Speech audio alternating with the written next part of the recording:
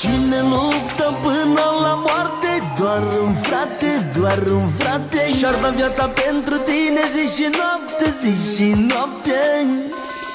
Sunt respectați în toată Europa. 10 minute am lipsit. Unde, mă, că ești plecat? Lasă că nu contează de când a plecat. Ideea e că 10 minute am lipsit și am găsit o hanima asta la cârciuma. Ai dat cârciuma cu sus în jos. Ce concurs de dans, mă? Cum adică băutură gratis de la mine din cârciumă?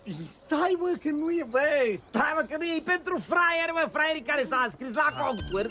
Stai, mă, nu știu. Lasă-mă să știe și el, mă, deci Zi, mă, iată, zi, fraier da. se înscrie la concurs, dansează până nu mai poate, că n-are nimic voie să bea, li se face sete, dialele dau o cană de apă, i-am eliminat pe toți, rămânim cu banii și nu bea nimic, bă, Ma, gratis.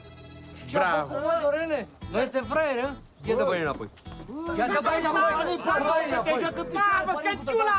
Unde-i căciula, mă, frate Ardiles, căciula, fii atent că a plecat cu ea,